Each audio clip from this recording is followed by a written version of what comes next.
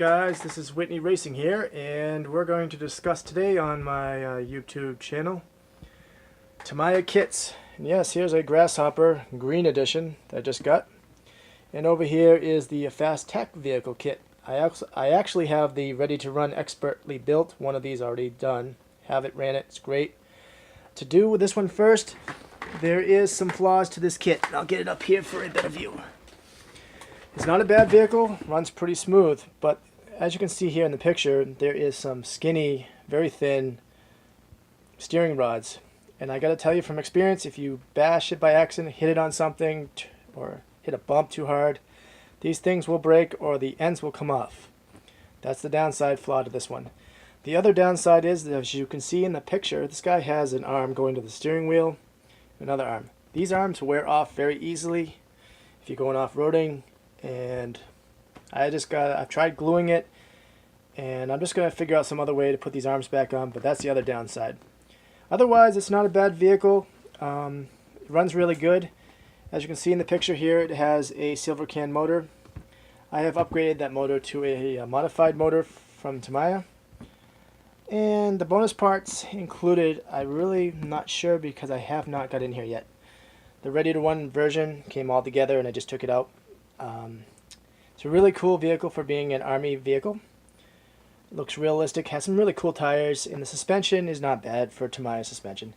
These kits are actually really good for putting together if you haven't done one yet. The directions are phenomenal, and you can usually put one together if you work straight through in about an hour. I have stop and go, so I kind of do it with an hour, hour and a half. The kit below it is a grasshopper kit from Tamiya, the green edition. Basically, the white body here is green. Probably has the same stuff as the Hornet does. I have that one ready to run. And as I looked in the kit directions, I noticed that this motor here is a 380, not a 540. So that's the one thing I'm going to change. The 380 will be a 540. And basically, I'm just going to put it together, and I'm not sure yet if some of them are going to be for sale or I'm going to keep them all. The directions are very simple. It comes with electronic speed controller, it says, which is great because back in the day, using the mechanical speed controllers weren't bad, but they weren't the best either. And I also put the blue edition lunchbox together, and I also have the Blackfoot ready to run version of the, not the Blackfoot, sorry, the Midnight Pumpkin silver edition. I have that one too. The lunchbox and this kit and the Fast Attack. Very great kits to get together if you're a beginner and you want to get into kits. Definitely go out and buy one of these. They're not hard at all. The directions are very simple. As you can see here, pretty much self-explanatory. They give you everything you need to know. Very good pictures. Very simple kit to put together. So, if you're into doing some kits for your first time, go the Tamiya way. I have done Traxxas kits.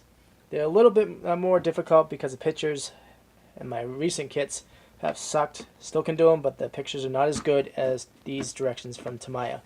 Even when you together a Tamiya Night Hauler, King Hauler, done it all. Here you can see there's some directions for the grasshopper. And over here, just before we go, I've got a old kosha buggy. Never ran. It's got the speed controller, the receiver, and the steering servo all in white. It's got a somewhat of a motor in it, not sure what kind. I'm not actually recalling what this buggy is called, so if you do know and you're looking at my channel, send me a message and tell me what this one is called. I am going to test drive this as soon as I can. Just going to change this receiver out for a 24 gigahertz receiver. And running time with any of these cars, I stick to 2000 mega amp Onyx batteries. They run really great, and with this vehicle over here I get about a half an hour running time, and with the Hornet versus the Grasshopper I still get about 25 to a half an hour. So guys, if you like what you see, comment, subscribe, and I'm sorry I haven't got any running videos up in a while. Just been very busy. I will try to do that as soon as possible. The weather is now starting to turn to summer, getting really hot, and it's just going to be time consuming to get out there. My kids will be out of school very soon, and I think the first video I'm going to give you of a running video is going to be the HPI MTX2. Nitro. So guys, if you like what you see, please comment, subscribe, and remember, any questions you have about RC, just send me the message and I'll try to help you out. And again, this is Whitney Racing. Please subscribe and thanks for watching.